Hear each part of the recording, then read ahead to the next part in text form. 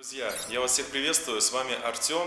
Я решил вновь приехать в город Солнца, здесь, на Северном Кавказе, в столицу Республики Ингушетия, город Магас. Покажу вам основные достопримечательности в городе Магасе. Ну что, друзья, тогда не будем терять время, сразу перед просмотром подпишитесь на мой канал, поставьте лайк этому видео, тем самым вы поддержите мой канал. Пишите ваши комментарии, делитесь своими впечатлениями, у меня здесь внизу сразу под блогом. Я, конечно же, постараюсь все прочитать и на все комментарии ответить. Ну а прямо сейчас погнали гулять по Магасу.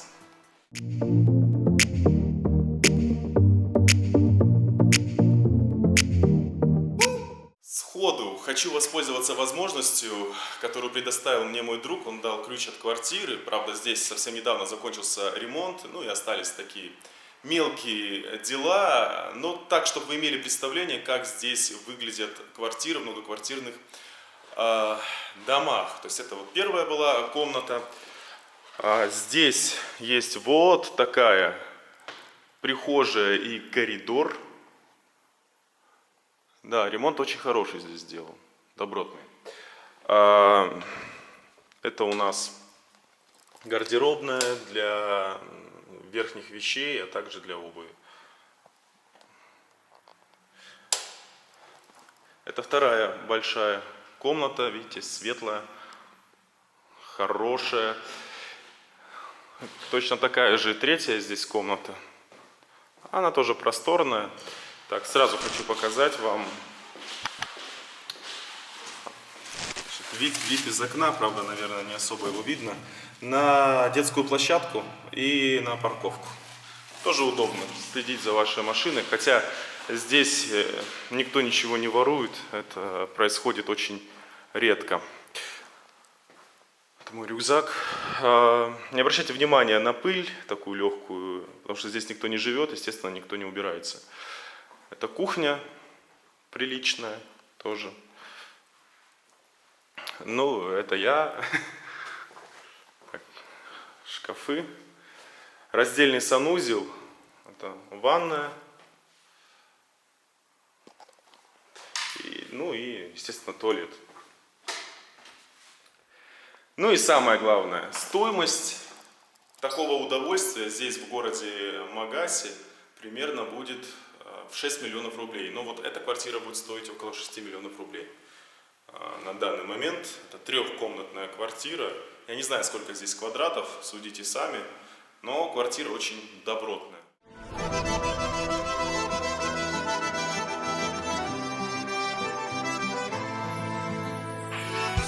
Немного хочу рассказать о предыстории города Магаса.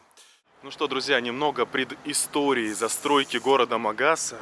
Так вот, первая застройка города началась 23 февраля 1994 года. Кстати, символично вышло, потому что 23 февраля 1944 года ингушей депортировали с их родных земель в Среднюю Азию. Я много про это говорил, у меня есть много блогов на эту тему. И вот справедливость восторжествовала, они вернулись на свои земли и, конечно же, стали активно застраиваться.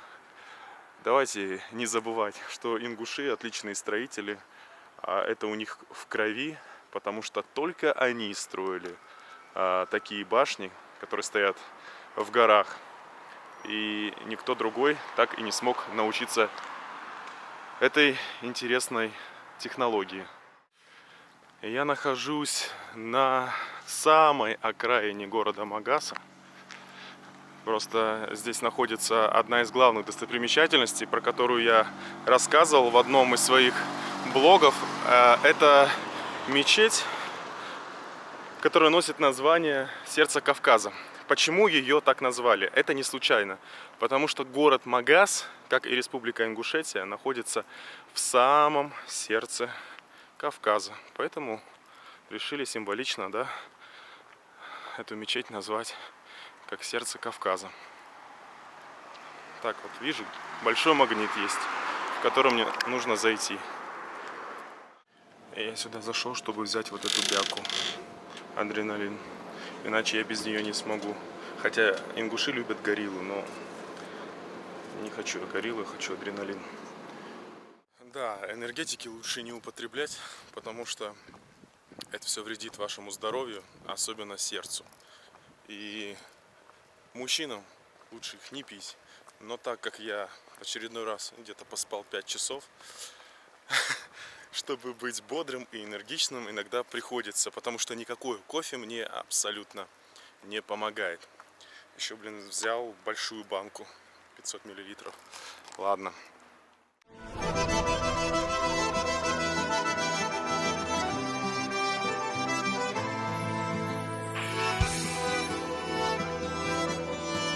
Мне нравятся некоторые мечети в Ингушетии за их индивидуальность. Вот, к примеру, посмотрите на самую главную мечеть в городе Магасе, которая достраивается, сердце Кавказа.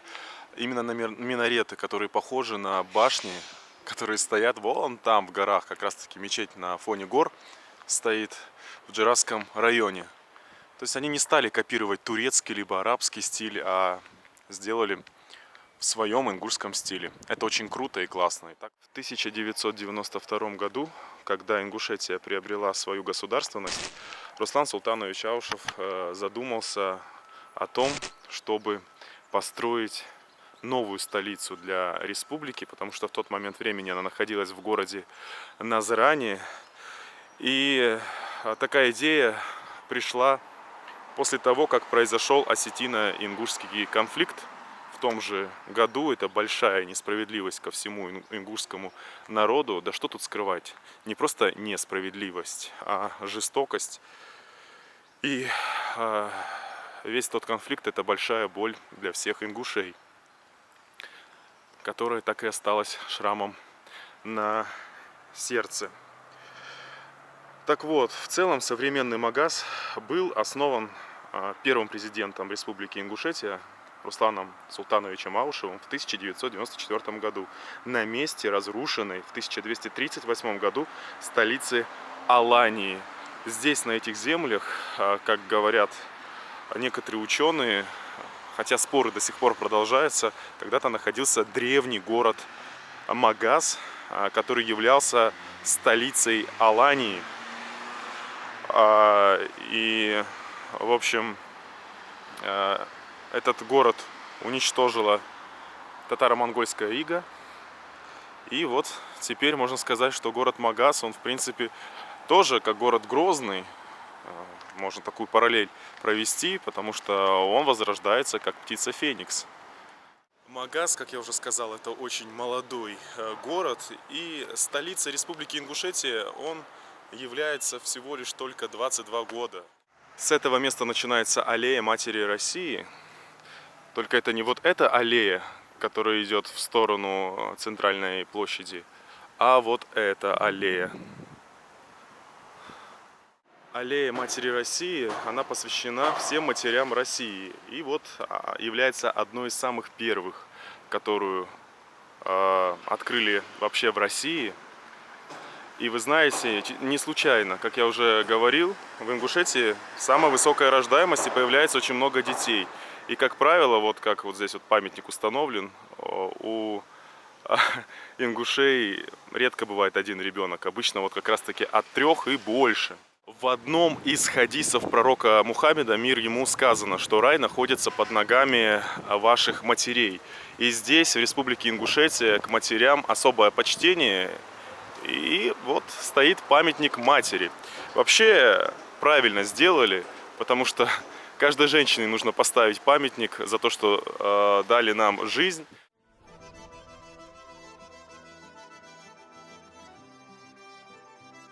На сегодняшний день в городе Магасе проживает более 15 тысяч жителей. И здесь в мире и согласии вместе с ингушами уживается русский. Правда, здесь русские не случайно. Все дело в том, что многие здесь прикомандированные. Приехали сюда работать. Да, кстати, я только что списался с бывшим мэром города Магаса Бесланом Цычевым, с которым мы чуть-чуть позже увидимся. Поэтому никуда не уходите, поставьте лайк этому видео, подпишитесь на мой канал, дальше будет интересней. Магас, небольшой город, вот так потихоньку я уже добрался до самого сердца города, до площади Алани, где находится сквер, который называется «Шелковый путь», а также одна из главных достопримечательностей города Магаса — это башня Согласия, которая была построена и в целом открыта в 2013 году. Ее построили благодаря финансированию одного из известных, уважаемых ингушей, меценатов. Харсиев Алихан Анатольевич ее построил. Это башня-музей. Если вы вдруг приедете в Магас, то обязательно ее посетите, потому что сможете узнать всю историю, основную Ингушетии, а также узнаете о происхождении ингушей.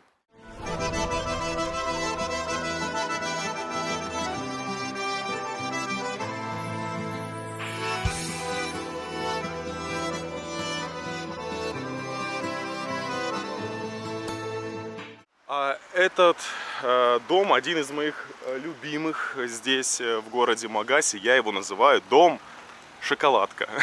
Я не знаю, хороший он или плохой, и как там выглядят квартиры, но если бы я покупал в Магасе квартиру, либо арендовал, то либо в этом доме, а либо вон в том, сейчас до него дойду, в итальянском, кстати, стиле. Ну, отсюда не видно вам будет, там чуть ближе подойду, покажу. Но это самый узнаваемый дом. Я бы не против был бы какое-то время здесь пожить. Но я и так уже принаглел, и в Ингушетии нахожусь уже 1,5 месяца, друзья мои. И несмотря на то, что мое лицо не похоже на русское, часто меня здесь воспринимают за своего, но все же я по своей национальности русский человек, который не мусульманин по своей религии. А помимо ислама здесь еще нужно соблюдать эсдел. Это свод таких строгих ингушских правил. Здесь ингуши живут по своим обычаям. Сложновато иногда бывает, очень сложновато.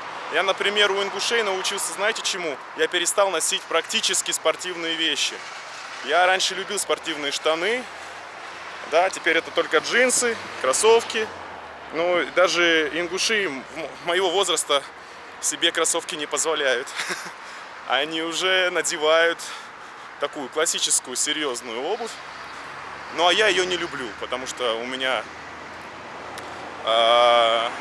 постоянно туфли натирают, короче, мою ногу. Не айс.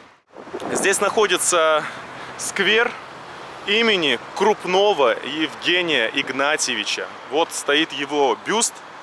Почему для меня это очень важно? Потому что благодаря этому ученому и кавказоведу я узнал многое про Северный Кавказ, про Ингушетию, про Осетию, про Чечню. Вот, в принципе, из-за того, что я узнал и стал пересказывать, у меня начались проблемы. Так вот, прежде чем на меня наезжать, вы сначала изучите историю от известных кавказоведов и ученых, а потом наезжайте. Понимаете? Я всегда говорю все по факту, без всякого преувеличения. У меня нет никому ненависти и так далее. Я просто люблю правду и не имею права искажать историю. Вот и все. Я тороплюсь, потому что немножко опаздываю на встречу с Бесланом. Он меня уже ждет. А я просто встретился тоже с человеком, чисто случайно, который был, ну, в общем, связан с администрацией города Магаса, рассказывал мне о жизни в городе. Вот встречаться с Бесланом я буду в Гранд-Паласе, в доме торжеств, там, где проходят свадьбы. Здесь они проходят. Ну и здесь плюс еще есть хороший ресторан. Беслан решил пригласить. Иду, как говорится, не иду, а бегу, потому что опаздывать это некрасиво. Так, а пока я бегу, вы поставьте лайк и подпишитесь на мой канал. Беслан, я тебя приветствую. Приветствую. Да. Спасибо за приглашение. Беслан меня пригласил пообедать в Гранд-Палас. Здесь очень хорошее место, ресторан. Я как раз прогуливался по городу. Первый раз я в Магаз приехал в 2019 году, и у меня есть несколько к тебе вопросов. Они как раз-таки касаются инфраструктуры города.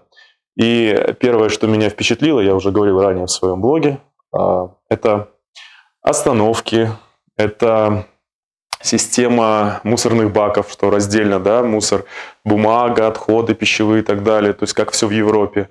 Мало того, я заметил, что были мусорные баки, как это правильно назвать, отдельно для батареек, Урны. да, урны для телефонов там и так далее, уже старых, чтобы аккумуляторы, вот это все не утилизировалось в обычный мусоропровод, либо в мусорку. Аккуратные аллеи, очень много скверов. В общем, город Магаз – это, наверное, один из самых инновационных городов, которые я видел в целом в своей жизни. И, можно сказать, все как в Европе. Вот мне просто хотелось бы поинтересоваться у тебя, откуда появилась такая идея, чем ты так вдохновился, чтобы сделать таким город. История ингушского народа сопряжена с культурой, которая является, наверное, намного древнее, чем культура той же современной Европы. И вот все то, что вы сегодня перечисляете, это является всего лишь следствием той нашей культуры, того нашего подхода к, в том числе и чистоте. Чистота, отношение к людям, отношение к животным, это все является частью ингушской культуры, ингушских традиций, которые считаются одними из древнейших, можно сказать, даже в мире. Угу. Ну вот, к примеру, давай сразу начнем с остановок, которые меня поразили своей инновационностью, потому что там была и система кондиционирования. Таких даже остановок, по-моему, я не видел в Москве. 2019 год, на этот период времени, я говорю. На тот момент вы их не могли видеть нигде, ни в одной точке земного шара. Почему? Потому что самые суперсовременные остановки на тот момент, на момент установки наших этих остановок в мире, такие самые крутые современные остановки были установлены только в Париже и в Дубае на тот момент.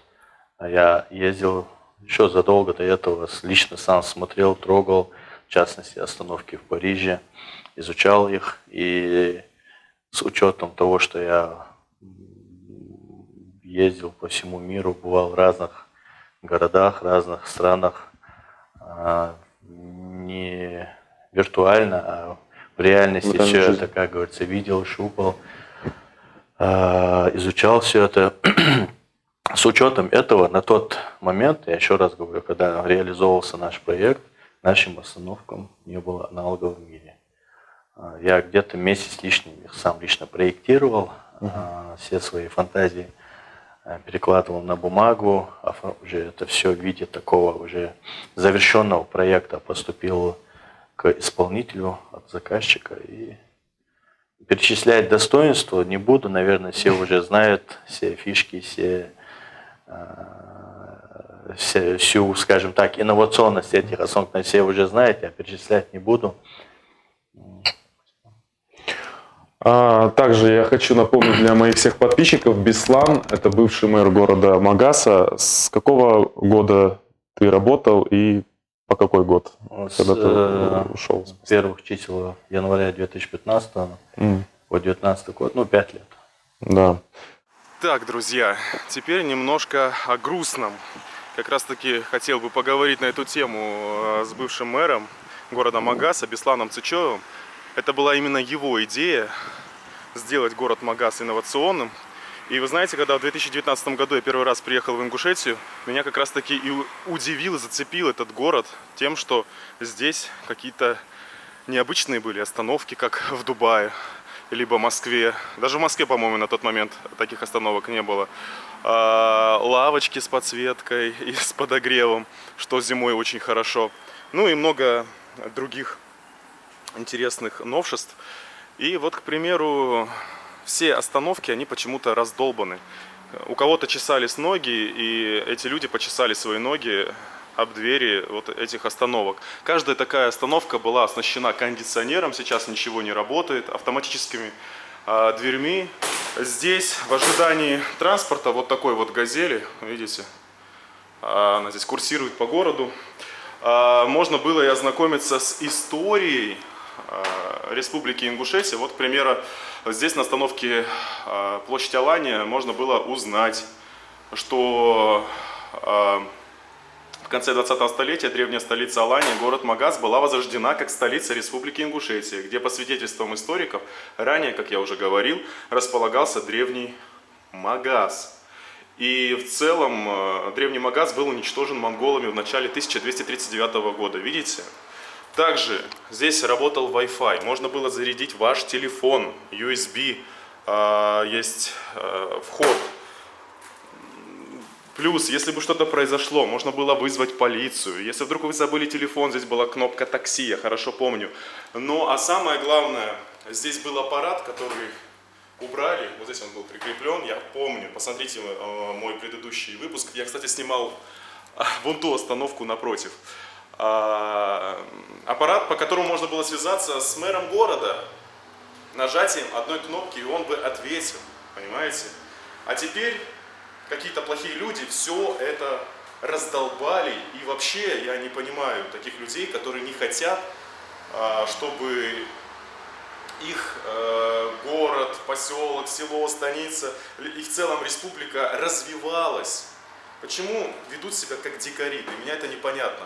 Хотелось бы обратиться к администрации города Магаса.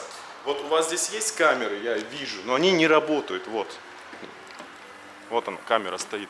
Почему-то не работает она. Почините ее и найдите всех этих хулиганов и заставьте отремонтировать за свой счет все эти остановки. Ну, это не дело вообще.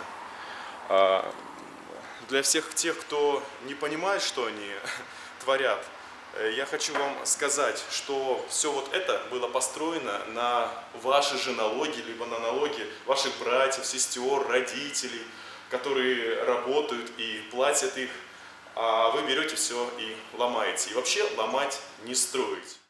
И тем более остановки, это, знаете, такое место, где собирается большое количество людей. Не у всех есть возможность, не все имеют собственности автотранспорт, поэтому большое количество людей сегодня передвигается на общественном транспорте. И это совершенно разные люди, разных возрастов, дети, взрослые люди, в том числе пожилые. Поэтому это место, наверное, является самым главным. И вот когда этот проект создавался, пришла такая идея, помимо инновационности, помимо того, что мы хотели сделать свой город современным, красивым, показательным, еще была такая цель основная — людям создать комфорт.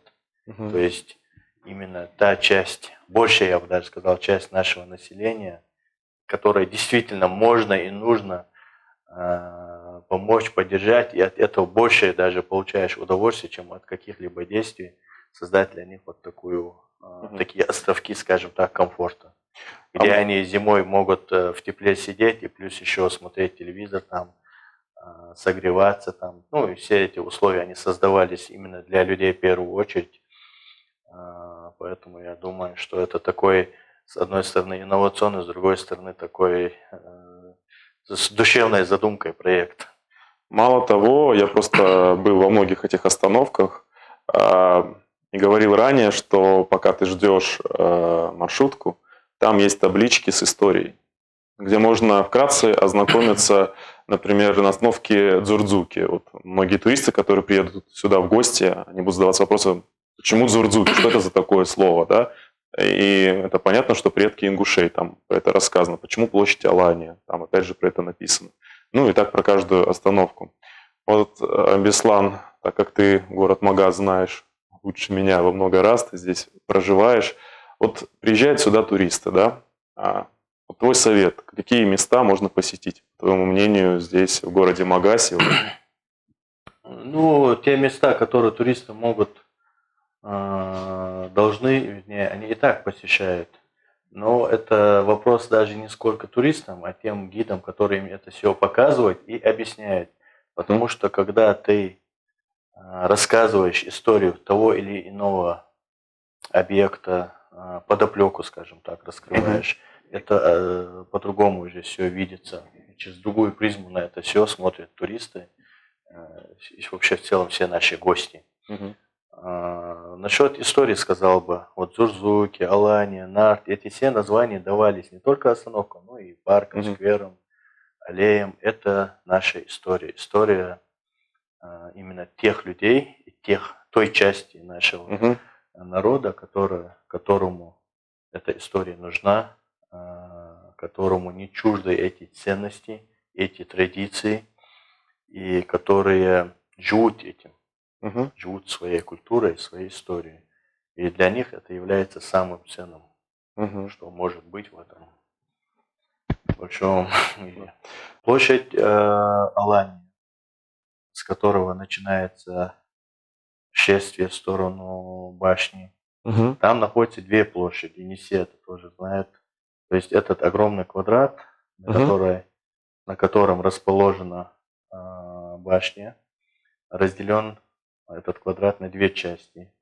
То есть первая часть – это площадь Алания, а именно непосредственно та площадь, на которой стоит непосредственно сама башня, это площадь Дедяков. По-ингушски Дадиков звучит. Это последняя крепость Аланского царства, разрушенная крепость, последняя Аланского царства, Аланского периода. В честь этого эта площадь названа. То есть сначала сама Алания, а потом уже площадь Дедяков или Дадиков. Дадаков по-разному называют. Вот. Вот этот квадрат, разделенный на две части Алании, Дадаков, буквой П обрамляет парк «Шелковый путь». Парк «Шелковый путь». В виде буквы П, то есть это означает путь.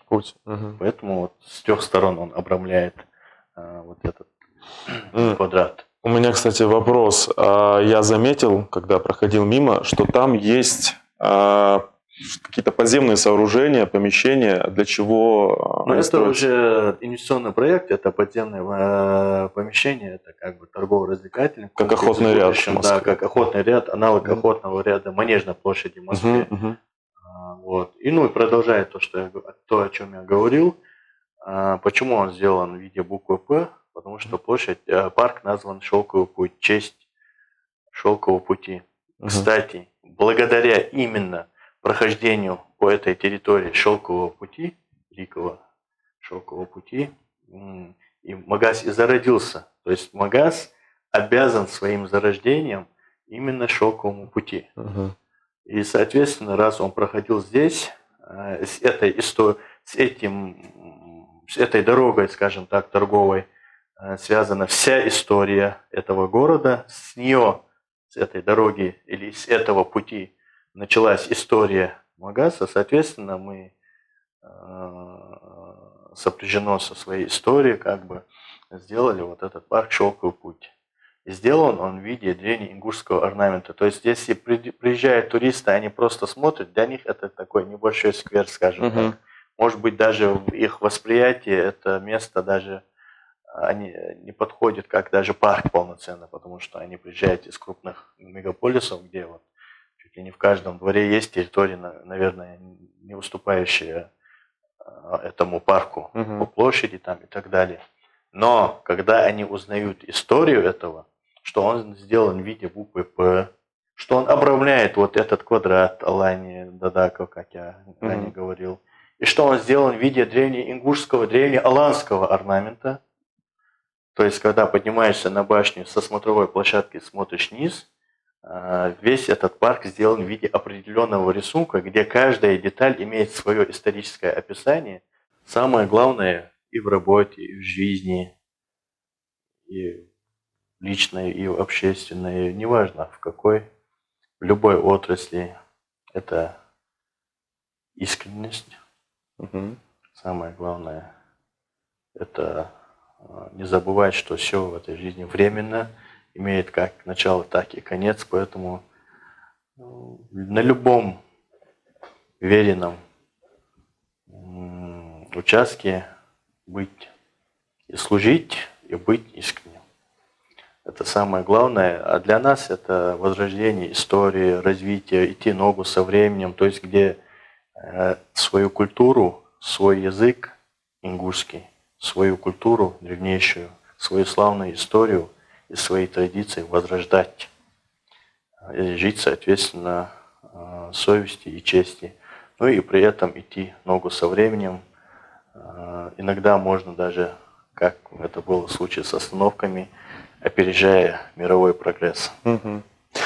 Ну и в завершение я хочу сказать, что город Магас не зря называют городом солнца. Так вот, хочу сказать, пусть не только в Магасе, но и в Республике Ингушетия всегда будет солнце и свет. Спасибо большое. Да. Тебе спасибо за комментарии, за гостеприимство. До этого мы просто с Бесланом очень вкусно попили ингушский чай, а ингушский чай он особенный чай. Он не такой, не такой обычный. В общем, смотрите мои предыдущие блоги, вы поймете, о чем я говорю. Баркал, Беслан. Да. Ну вот, друзья, хорошая новость. То ли мои сторисы в Инстаграме так подействовали, то ли просто случайность. Правда, в случайности я не верю. В итоге узнал вот из новостного паблика в Инстаграме ингушского, что остановки все-таки будут ремонтировать. И это очень здорово, потому что таких остановок вообще в целом в России очень мало. И вообще стоит беречь все то, что строится здесь, в Магасе, как и в целом в республике и в нашей стране, а не ломать. Так прошел мой день в городе Магасе. Если вам понравился этот влог, то поставь ему лайк, подписывайтесь на мой канал, пишите ваши комментарии, делитесь своими впечатлениями. И я с вами не прощаюсь. Увидимся с вами в следующем видео.